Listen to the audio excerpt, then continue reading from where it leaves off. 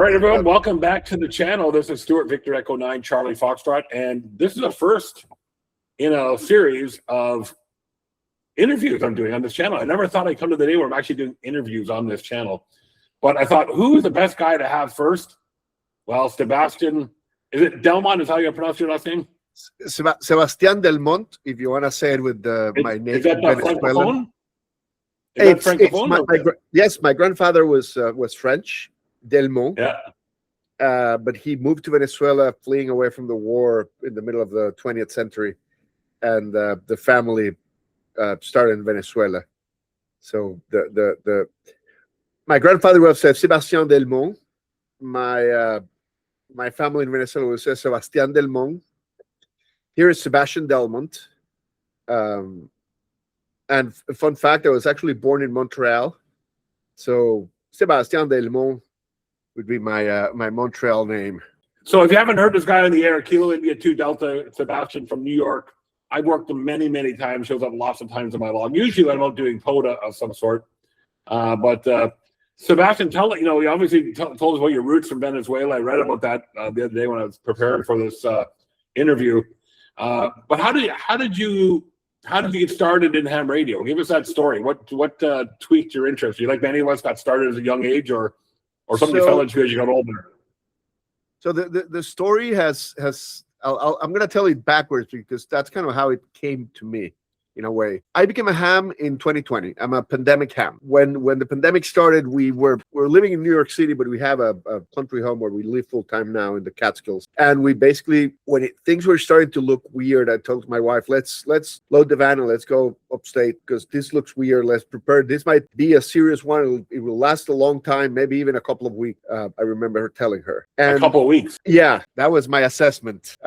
At the time. But we got here and I felt kind of like isolated, and I got myself a radio scanner just to get a sense of what was going on around us, and just playing with the scanner, ran into the local repeater, remember about ham radio and say, oh, this is interesting. And I started looking into that, and not even 4 weeks after we had come here, I got my general license. I did one of the early online tests available at the time, like mid-April, I had my license. And I've gone down all the rabbit holes since then. Like a year later, I had gone into contesting, DXing. I got my extra. And now it's like 6 years later, I'm writing amateur radio software and a bunch of other things in the hobby. But it goes back to my maternal grandfather, who was of Catalan descent. He was Catalan, and he also fled to Venezuela, fleeing the civil war. He was a doctor and a chemist and a general man of science, and he was a ham. And he was actually Yankee Victor 5 Bravo Charlie Sierra. And I remember like sitting in his lap and playing with his radio when I was, I don't know, 5 or 6 years old. Something happened that he kind of like left the radio on the side. I bet it was the solar minimum that probably got him distracted, and he got into other hobbies. So when I became like a teenager, he was no longer doing radio, and I never connected with the hobby back then. It was only like literally 40 years later that I connected back with that. And even more interesting is when I became a ham, I get I tell the family, and one day my uncle comes back and says, you know that your great grandfather was also a ham. And I started looking up, and yes, my great grandfather was one of the founders of the Venezuelan Radio Association, like in the 20s, like back when radio was starting. So apparently it runs in the blood of the family. So it was bound to happen sooner or later. But yes, I came to the hobby like as part of my midlife crisis, as my pandemic hobby. But Venezuela has a very active ham radio community. Yes, indeed. Yeah. So it's I worked the South American 10-meter contest this weekend, and the skip was really weird. It was very, very long. So I was working a lot of southern South American stations, not too many in the northern part. But I did pick up a few Yankee Victors and a couple Papa Zulus. But yeah, the normal Colombians and Venezuela, they weren't in their plentiful numbers. It was mostly Argentina, Brazil, and Chile. But yeah, that's the way it goes. That's the way propagation goes sometimes, right? It is. Yeah, it's always magical. It's always, you never know what you're gonna get. So you got into ham radio in the 2020s. So you've only been at it really regularly for the last half a dozen years or so. Then one day you woke up and said, I gotta write some software. Like what was going on? And they said, hey, I gotta write this ham radio software. So I do software professionally. That's my day-to-day. I do software development on startups, most of it like web and mobile applications. It's what I've been doing for the last 30 years. And when I started into ham radio, one of the biggest shocks was the software available. The functionality is there. It does the things you need it to do. But the user interface, I think that the best way to put it is it has a certain 1997 Windows 98 Windows 98 beta vibe. It fits well for ham radio guys that can figure out this technical stuff. That's the way I look at it. Very, very tech. You can tell it was written by a tech for a tech community. It has the UI, the kind of UI that an electrical engineer will write. It does all the functions. It has controls for all the things you need to control, and then they don't do anything else on top of that. They move on to the next problem and they leave it at that. And I couldn't deal with that. I will grow impatient and frustrated, and decided to start looking into things. And I didn't start right away because part of it is I needed to better understand the problem, better understand ham radio. What's a station? What's an operation? What's a QSO? What it means to, or what's a call sign? How do you parse a call sign? How do you figure out what's a valid call sign and what's not a valid call sign? And so the first couple of years, it was just me playing radio and learning, like observing. And it was 2023 when I also started being more active in POTA that I started logging on my phone, and I found some of the existing applications like hammers, for example, that opened my eyes. Oh, I can log in my phone. It's perfectly possible. I don't need to go around with a laptop when I go to the park. I'll tell you,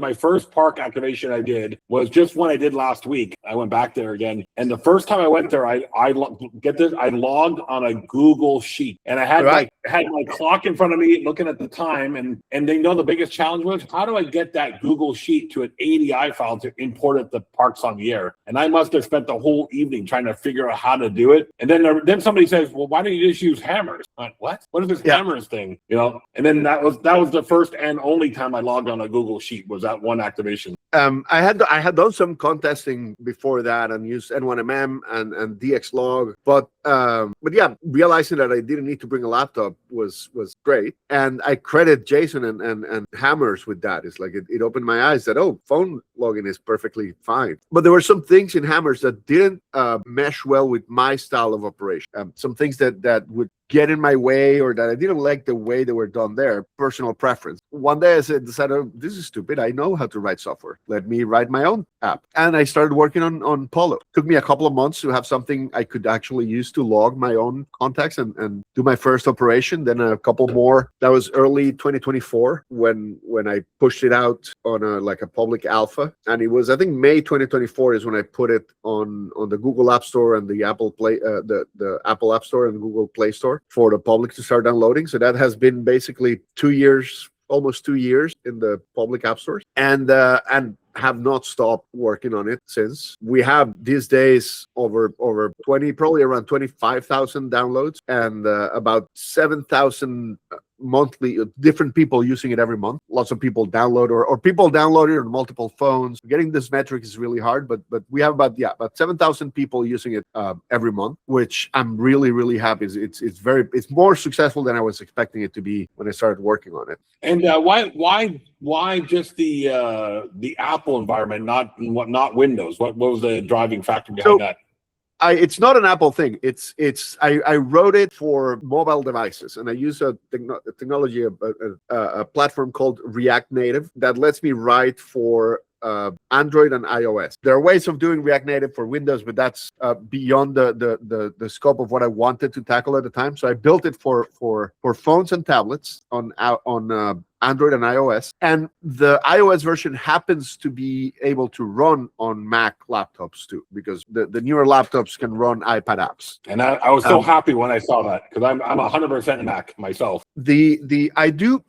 I want, and I'm working on more than just Polo. I'm working on a desktop version of I don't know if it's going to be called Delo for desktop logger or Polo desktop, or I need to figure out the naming, but I want to have a desktop version that would run on Linux, Windows, and Mac. That will not be quite the same as the iPad version that you run on your Mac right now. Once you're on a desktop, you have a bit more screen real estate. You can assume that there's a real keyboard. You don't have to leave room in the screen for the keyboard, and you can do a lot of other things you cannot do on the mobile version. So I'm working on that, and that's the first thing people ask is a Windows version coming? The answer is yes. In fact, to pretty much everything you can ask, is this coming to Polo? If it's related to amateur radio, the answer is probably yes. The real question is when. It's a matter of prioritizing things and deciding what to work on first. What would be the top feature that people ask you for, like that you see more often than not? The main one is Windows support, followed closely by cat control, being able to control your radio from the app, like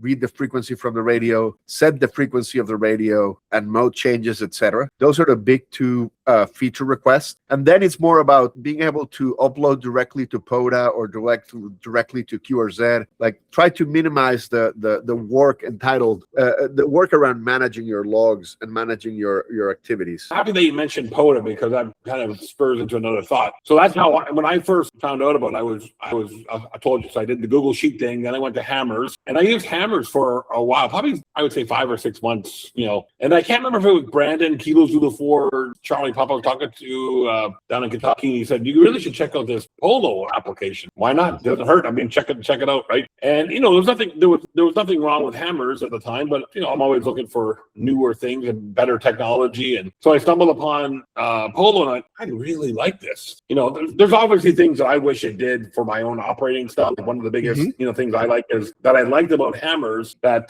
Polo doesn't have yet. Maybe one day soon, maybe, as you're going to write down this on the is that with it was kind of backwards how I did it, but I used to make a note, for example, like say, okay, I'm at Victor Echo Fox 1 2 3 4 on Worldwide Foreign Fauna, and I used to copy that into the clipboard, and every contact I would paste it in, right? So it would come as a comment, and I haven't been able to figure out how to do that in Polo yet. Without the notes thing closing down every time. There's ways in Polo of posting comments posting a node that applies to the entire activation. There are ways of configuring it.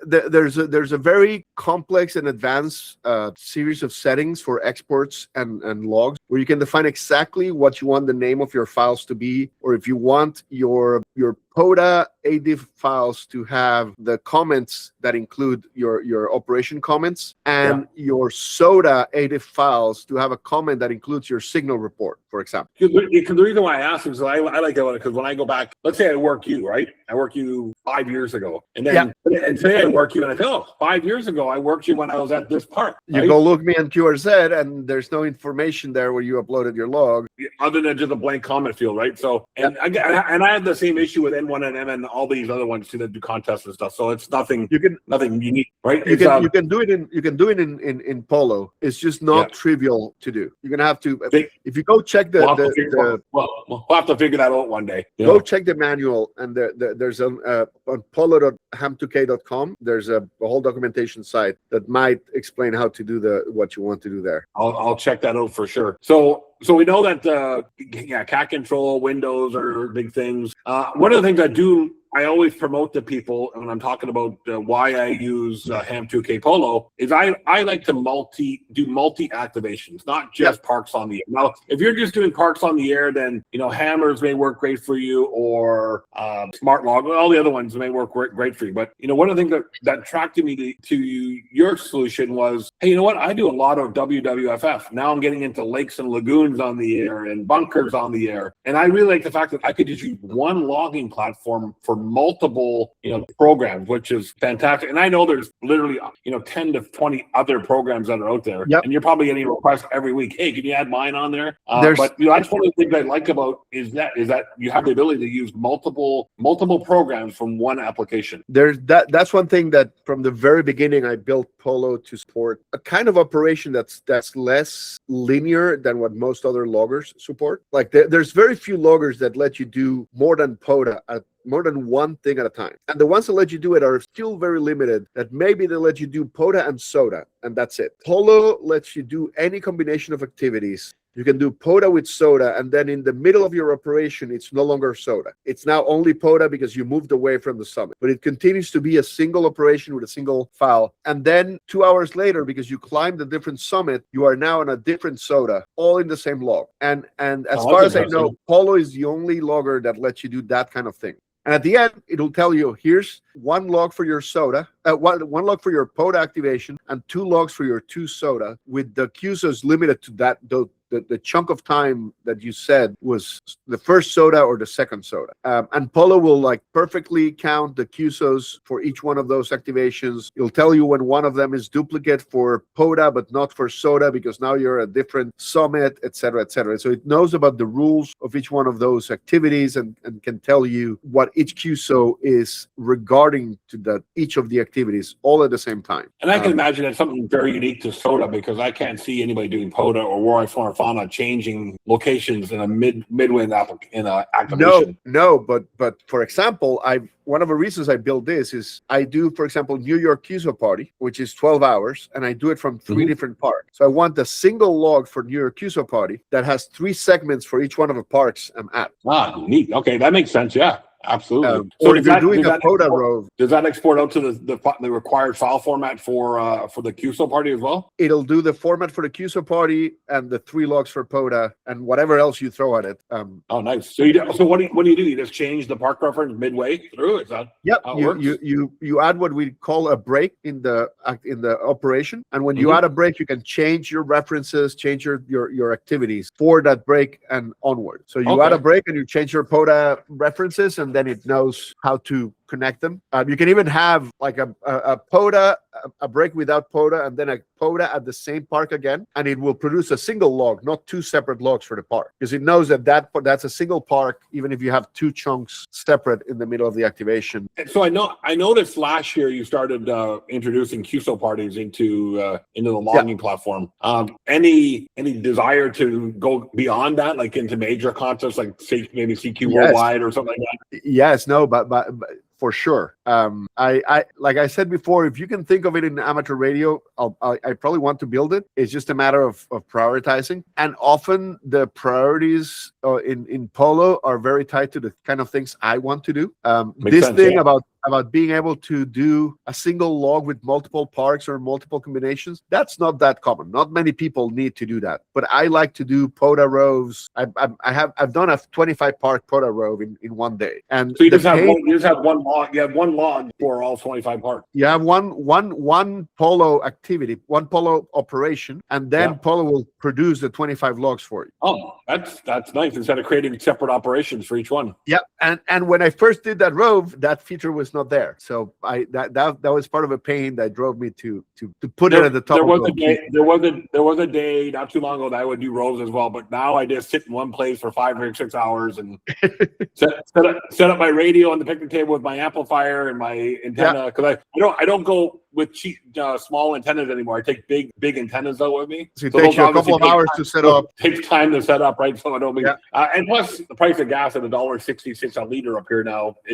Driving my big Toyota Tundra, it gets costly driving around all the time. But so go to one spot. I like contesting. I like contesting. So I have plenty of opinions on not the quality, but the features of existing contest loggers that I find lacking or not matching what I want. So I'm also working the desktop version of Polo, either a separate app or the desktop version will have extensive support for contests. I know that going back to your comment you made about electrical engineers writing software for electrical engineers, that would be N1MM. It's a great solution, but boy, is it ever complicated. I mean, the thing that I find frustrating is that often most of the apps out there are they work fine, but if only they had this thing, it would be so much better. If only they've improved this one or that one. And I don't know how if the developers don't share the things that I find lacking, or it doesn't bother them as much. But one of the reasons Polo has evolved so far is that I use my app, I go to a park, I activate, and something bothers. I get back home and I come up with a way to fix it. or for it to be less annoying or to work better. So I keep testing and tweaking and testing and tweaking and improving and continuous improvement loop. That's why Polo ends up being so much better at the kind of portable operations that it's designed to cover. And that's why it has, I don't know, Polo does a dozen of things that no other logger does. And it surprises me because some of them are not that, they're kind of obvious. Like they're not super creative in the sense of, I mean, why not allow POTA and wildlife at the same time? Or why not allow POTA and SOTA at the same time? I didn't have to think hard about that being an interesting feature to have. But I think it comes down to use too. Like I always mention that, POTA for now is the popular one, right? Is, until something new comes, eventually once something will replace it eventually, right? But for now, it's the one that everybody does, globally. Yep. So I think that's where you see a lot of software development or product placement being focused in the POTA community, because that's where the critical mass is, right? I mean, supporting lakes and lagoons on the air took me a couple of days of work. The guys in Chile who started the program sent me an email and I said, sure. Like over a weekend, I had it working and I had it released because I built Polo in order to make it easy to support bunkers and lakes and lagoons and lighthouses. And the only hard work that I ask the people who come asking to add support for these things to do is to find me the database of reference, find me the rules and the details, because many of these programs don't really have the official list of references is an Excel spreadsheet in someone's hard drive. And that doesn't work for Polo. I need something that's a little bit cleaner than that and more reliable. But as soon as I get that, Polo has support for any new programming within a couple of days. And I'm really shocked. I'm just shocked how fast Lakes and Lagoon on the air are going. It's yes. I think because Nelson down in Chile is, Spanish-speaking person. He got a great adoption in the Spanish-speaking community. The Spaniards are out there every day. The guys in Puerto Rico are out there every day. My friend Peter, V9CZ, he's from Chile, so he hopped on board as the national director for Canada. It's getting a lot of legs, and will it ever replace POTA? I don't think so, but it doesn't have to. It's just good on them. Good on them, right? If you have a lake nearby, go activate the lake. If you have a park, go activate the park. If you have both, go activate both. You don't have to choose. Exactly. So looking at your shack behind you there and the amount of work you do in the Polo, when do you have time to do ham radio? That's a good. I mean, I work full time, and you're working full time, right? So that too. Right? It helps that I have a family, but the kids left for college a while ago, and one of them graduated. The other is about to graduate next year, so I don't have to deal with the kids on a day-to-day basis. I think that freed up some of the time I ended up dedicating to ham radio. I like to say I'm part of the local Aries group. I'm part of the local contesters club, and I try to do contesting. The exact schedule of contests being on a very specific day of the year sometimes gets into conflict with family commitments, so I don't do as many contests as I like every year. But I try to do at least half a dozen contests every year. I am now the Hudson Division representative for the ARRL contesting advising committee. Contesting advisory committee. That's another thing I became part of. I'm part of the organizer committee for the CQDX Marathon, which is a year-long contest or activity. And I manage the website and I write the part of a software that runs the submissions for that. I am now part of the committee behind the Amateur Radio Software Award that picks a software application every year, and we recognize their achievements. We're in the middle of discussing this year's award. What else am I doing? Missing something. And I think I'm busy running the VE9 bureau behind me. That's all I do. So. And then I try to also go and activate parks on the air. I'm the POTA representative to the ADIF group, to the standard discussion for ADIF. Right. So when is FT2 going to be recognized then? It's being voted right now. It's a 1 week voting process, and FT2 is included in the current I think it's the 3.2.7, whatever. The next release is going to include FT2. We were discussing some things, and that delayed the vote a little bit, but it's being voted right now, and I don't expect any surprises. So hey, that brings up another question. Any plans to integrate WSJTX with Polo? All of that. Yes. Yeah. It's a matter of prioritizing, because like I said all of those things, and I like to go to the park and play radio myself too, and then I write polo. Most of polo is written between 6-7 in the morning and 9 a.m. when I switch and start my day job. That's when most of software of polo development happens. Do you do your day job in the same seat you're sitting in right now then? Yeah. Oh, that's nice. You don't have to drive. You don't have to drive somewhere then. Oh no! If I had a commute, I will probably not have been able to write polo. I think that polo is written in between the cracks of the day job and family commitments. So I would love to have 8 hours to dedicate to polo, but right now I basically put about 2-3 hours a day. 15 hours a week or so would be a good average. So I haven't been able to get to all the things I want to do, like being able to capture FT8 for your parts activations, being able to do cat control. Cat control is a not so trivial problem in mobile devices because the iOS and Android are very restrictive of what apps can do.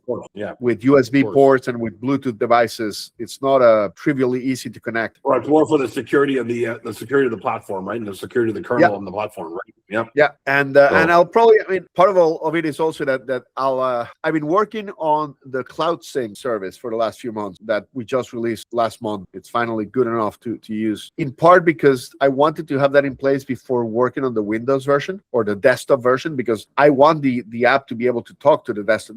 As soon as I have a desktop version, it needs to be able to talk with the app. So with the app on the phone, and I wanted to have that in place first. I'm gonna focus on that on that Windows version next before I tackle the cat control problem. And we'll see how that goes. And then I look forward to beta testing the Windows version for sure. Yeah. And I want to build at very least some kind of, because I won't be able to do real contesting on Polo until I have some kind of cat control. And I want to be able to do real contesting on Polo. I've done it, like for the New York QSO party last year. Me and a friend did a multi effort. So we had 2 stations and we were logging on Polo network. It was a beta of the Cloud Sync, and so we were logging on 2 separate tablets, but it was all logging to the same log. I could see his QSOs coming in, he could see mine, and in the end it'll give a single log for everything. But we did it without cat control, mostly because for the New York QSO party, all we were doing was calling CQ all day long. So we didn't need to change frequencies or do anything too complicated to control the radio. We didn't need to. You're not doing a lot of search and pouncing when we're not doing any. We did 0 search and pound. We did what was it, like 1,200 QSOs. So that was a good test of Polo logging a lot of QSOs in one quick operation. But every time I do a contest using any of the other apps, I say, damn, I want to use my own app because I know exactly how I want it to be better for me, and I just need to be able to write it so that it is and it works the way I want it to work. So it's a work in progress. And I see software as a living entity. I don't see software as a finished product that you have a version 1.0 and that's it. Polo, I label the releases based on the month and the year, because every month or every couple of months there's a new release. There's continuous updates on those releases. I don't see Polo as ever finished. It just keeps getting more. And never will. It will never will be, because there's always new things coming out. Right. Talking about that, I always ask this question. I plan to always ask this question at the end of the interview. Where do you see ham radio going in the next 5 to 10 years? From where we're at today, where you started 5 years ago, where do you see the future ham radio going, and what's going to be the average ham? What average ham going to be doing 5 or 10 years from now? I think even though programs like POTA have been very successful, there's still a lot of people who have not activated a part, who have not gone out of their comfort zone and done any portable operations. And I see there's going to be a lot more of that happening in the next 10 years as people realize that A, is fun, and B, it's actually cheaper it's cheaper to get a decent station for portable operations than a decent home station. There's people who are joining the hobby that with I don't know, $300, $400, $500 can get a POTA station. You cannot do much at home for that much money. So I think it's kind of like the gateway drug for a lot of ham radio things, and we're going to see more and more of that. We'll see more like lagoons, and we'll see the people have always joked about it, but it's probably going to become a real thing. The Walmart parking lots on the air, and the McDonald's on the air, and who knows what else. People will come up with things like that to do. I like to believe that this is, it's not just in the next 10 years. In the last 10 years has brought a resurgence of activity to the hobby that was kind of like becoming stagnant, and people were not doing anything else other than the usual contesters contesting and the usual people and repeaters repeating. POTA and Flora and Fauna and Summits on the Air actually brought people out of their homes and into the air to play radio in ways that were not happening as extensive before. And I have to agree with you 100%, because I got a good home setup. I don't have anything too fancy, but I got an FTDX10, an amplifier, a hex beam. I was thinking about putting up an 80-foot tower with a Mosley 63 on it. And then I said, that's going to be $12,000 when I figure out the price of the steel, the cement, the time to put it up, the antenna. I went, I can buy a heck of a great portable setup for a fraction of the price. And I decided to go that way. I'm making one change to my home setup. I'm putting a 40-meter rotatable dipole up, just because I like to do a lot of long path Asia in the winter. And in the end fed halfway works, but my buddy down the street gets 20 over 9 and I get a 5 and 7, right? Have you participated in the DX marathon? I haven't. No, you mentioned earlier, and I've never looked into it. So yeah, look into it, because it's a great way to learn to challenge yourself to be a better DXer, like every year, and like the repetition of doing it every year actually lets you learn a lot about your station and your abilities, and measure it. So even if you have no chance of winning the first prize for Canada, I have no chance of winning any of that, but it keeps me active on DX and paying attention to my login practice, to understanding better, to spots and alerts and all of those things. It's a good way. You mentioned portable too, that getting out and enjoying the great outdoors. Not only is there a benefit to getting out and enjoying outside and being out in nature, but I also made a video about this a little while ago. I live on 5 acres of land here, and I mean, I have neighbors that are close by, but not super close, but not city close, right? But they're close. I put a solar system in last year. Forget about me running 20 meters during the day when my solar is on, right? I think the amount of noise in urban environments is going to get to the point where the only option people have is to work portable and go out to the park and do portable, because some urban areas, even our little village here, sometimes I'll get an S5 noise coming from the LED lights in town, which is a mile away, right? It's going to get worse and worse and worse, as more cheap switch power supplies get in the market. And I said, which is the equivalent to the FCC in Canada, they don't have time to make sure those things are clean, and they don't even respond to complaints anymore. So I think it's going to get a lot worse until the radios figure out a way to filter all that stuff out. I know exactly what you're talking about. I have to deal with the same issues. I think that portable operation is going to just keep growing and growing. I think that we might be seeing a new wave of real time or close to real time contests coming up. The traditional contests will not go away, because they're big and they're fun in their own way. But we're going to start seeing different types of contests coming up, and we already are seeing that. That's going to change a little bit the hobby. You mean, are you talking about like the worldwide awards and stuff like that? Things that, or I actually think what we're missing is quite the opposite of the worldwide awards. Is more of a 6-hour sprint weekend thing, like a sprint type thing. Gotcha. Yep. That's real time, or doesn't have to be 6 or sprint, but like not 48 hours, where the adjudication happens right away, so if you won or not, and that some of the ideas might even include like really strong gamification elements, like bonuses that happen randomly in the middle of a contest. If you work this random station, you get 100 points, and YouTube streams showing. I mean, there's many things that could happen there that would be fun. But in the end, ham radio is a hobby that it adopts new ideas, but it doesn't change rapidly. It has a lot of inertia. Very true. Yes. Look how long Morse code has stuck around, right? Yes, and for a reason. And I think that POTA is and open, like, outdoor activations are bringing Morse code back. POTA and SOTA have done more to save CW than any anything else you could think of in the last 20 years. And it's part of the fun. It's like operating with vintage devices or vintage keys, and there's nothing wrong about maintaining those traditions and having fun with them. I don't like it when it becomes like a gatekeeping device that only if you support CW then you're okay. Or no, that's not my cup of tea. I want to support it. I want all the things to happen that make people have fun. I agree with you 100%. So is there anything on the radar with Polo that you can share with the audience that we can see in the next release?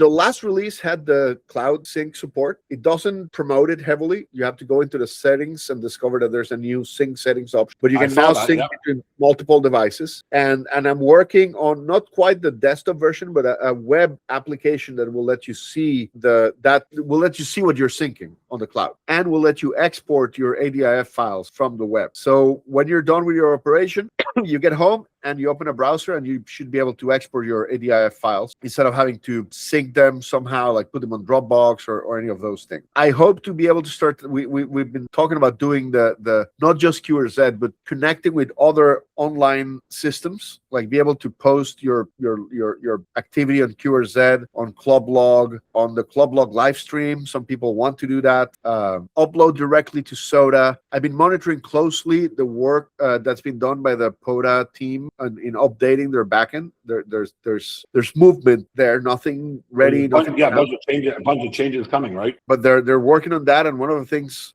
we expect is a way to upload your log directly. And as soon as there's a whiff of that being a possibility, I'm going to be jumping on all of them to give me access and let me add it to Polo, because that'll be the dream. You finish your activation, you press one button, and it submits all the data to all the relevant servers while you walk back to your car. Well, except for Worldwide Flora and Fauna, because you still have to email your guys. But yeah, the ones that support direct uploads will get direct upload support. And don't get me started, because lakes and lagoons figured out how to upload your logs in 5 days, and Worldwide Flora and Fauna hasn't figured out in 15 years. So anyway, Sebastian, I'm going to say 7-3, my friend. It's been a great chat. We're coming up on an hour here, so might as well wrap it up. And thank you, Stuart. Make sure you check out the pinned comment where you can go find Ham2K Polo. Like I always say, it is the best logging platform out there for guys like me, guys like Sebastian, like to do multiple entities and just are serious portable guys. I mean, that's the way I look at it. For the if you're a serious portable operator, it's really the only application you should use. I know there's others out there, but that's the one I've done, and I use them all, and I'm like the prodigal son. I keep coming back. Even if you're a casual portable operator, I think that Polo is probably the best solution for you too. Yeah, it's easy. That's I always tell people. I said to a friend of mine in Poland the other day. He was looking at a couple other ones and said, "Polo is just easy. You can't get anything easier than it, right? It's easy." And let's not get me started, but I think there's ways of getting it easier. There's some things in Polo I find still are mediocre that I want to do better. That's the perfectionist in you, my friend. But it's that's part of the fun in doing it. It's like it's yeah. Hey, thanks for your time. I know it's getting. Thanks for having me. Here, we're recording it, and hey, thanks for all the support over the last few years. It's great, and good luck in your future. And you know what? When you're ready to beta testers, look me up. I'm willing to give it a whirl. Excellent. All right, my friend. Thanks again for everything. Appreciate it, and have a great. Thanks for doing this. I really appreciate it. 7-3, everyone. Take care, and don't forget to like, comment, subscribe, all that good stuff, and check out Polo. The link in the pinned comment below. See y'all later. Thanks, guys.